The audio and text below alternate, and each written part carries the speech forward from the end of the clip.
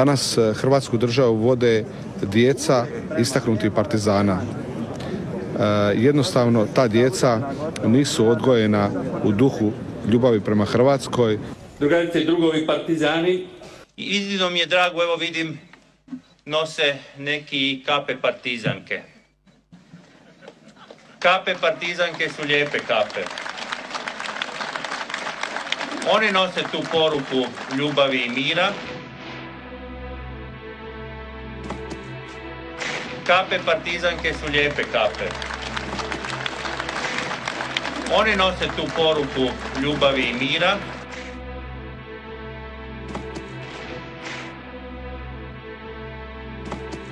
Drugarice i drugovi partizani. I siguran sam da će nakon ovih izbora mapa Hrvatske izgledati bitno drukčije nego što je izgledala do jučer, a to je zasigurno uvod u neke druge izbore na kojima će SDP mapu Hrvatske potpuno zacrveniti i socijaldemokratiju učiniti vladajućom politikom u Hrvatskoj.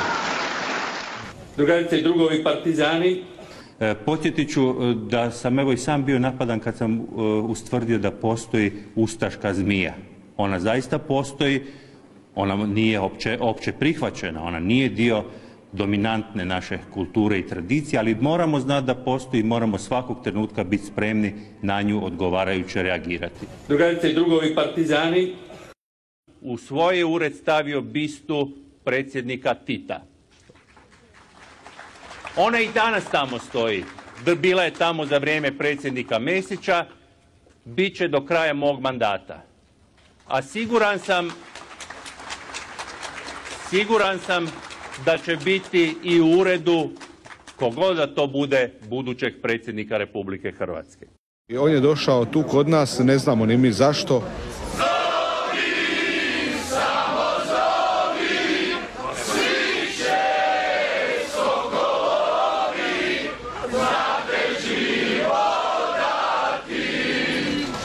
Oj Hrvatska mati, nemoj tugovati. Oj Hrvatska mati, nemoj tugovati.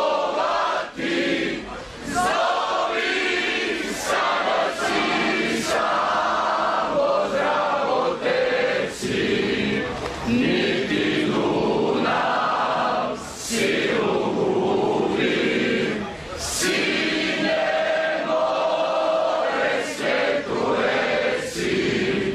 Da svoj narod Hrvat ljubi. Ima jednu prednost pred svim političarima. U žargonu šatrovačkom se kaže njega raja puši.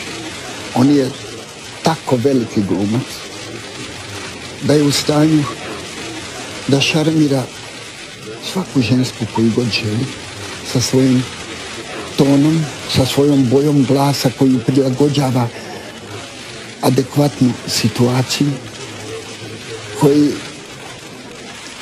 je tako u stanju da dobije simpatije na pravdi Boga